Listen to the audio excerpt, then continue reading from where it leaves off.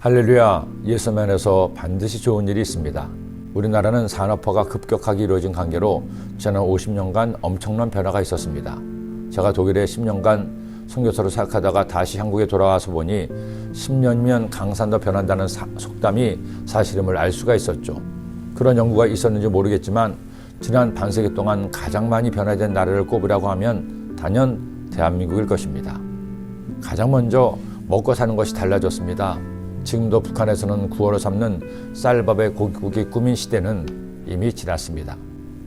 도시와 마을의 변화는 말할 것도 없습니다. 처음에는 도시만 비약적으로 발전하나 싶더니 요즘은 농촌도 도시 못지않게 현대적으로 변하고 있습니다. 화장실은 또 어떤가요? 한 번은 제가 지리산 둘레길을 갔다가 외도로 떨어진 화장실을 보고는 그야말로 격세의 지감을 느꼈습니다. 누가 올까 생각이 들 만한 외딴 화장실이 서울의 여느 호텔의 화장실보다 나으면 나으지 못하지 않았습니다. 세상에 화장실에 사람이 들어서자 은은한 클래식 음악까지 나오다니요.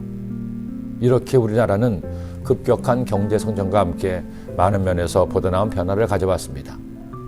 하지만 모든 일이 그러하듯 대한민국에도 좋은 변화만 있었던 것은 아닙니다. 좋지 않은 변화, 안타까운 변화도 있습니다.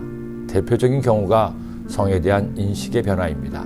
물론 사회가 변함에 따라 성에 대한 인식도 변할 수 있겠죠.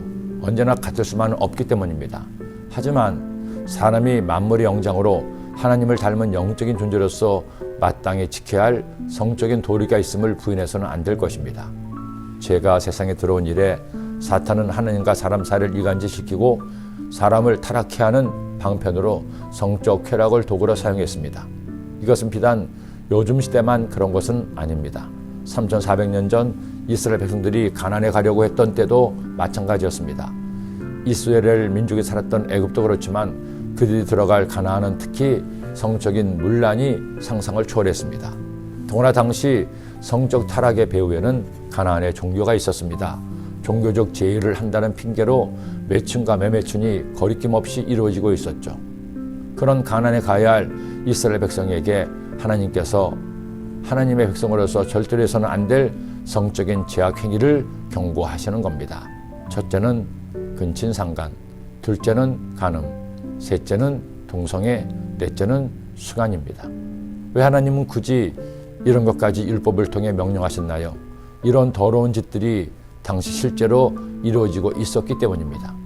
그리고 그런 죄악이 그들 멸망의 원인이 되었습니다. 너희가 전에 있던 그 땅 주민이 이 모든 가증한 일을 행하였고 그 땅도 더러워졌느니라. 너희도 더럽히면 그 땅이 너희가 있기 전 주민을 토함같이 너희를 토할까노라.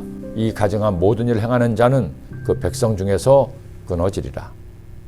사랑이라는 이름으로 남자와 남자가 여자와 여자가 성행위를 하는 것, 그것은 본질은 사랑이 아닌 쾌락입니다. 하나님께서 남자를 만드시고 그 다음 여자를 만드신 것은 두 성이 결합하여 서로 사랑하고 사랑의 결실로 생육하고 번성하게 하기 위해서입니다. 그러니 우리는 이 사실을 외면하거나 모른 채 할 수 없습니다.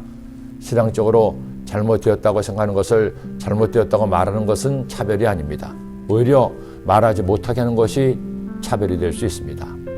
다시 말씀드리지만 성을 통한 즐거움은 하나님의 선물이요 우리 육체의 소중한 것 중에 하나입니다. 그러나 하나님의 뜻 안에서 거룩한 창조의 질서 안에서 이루어질 때 그래서 우리는 진정한 기쁨을 누릴 수 있는 것입니다.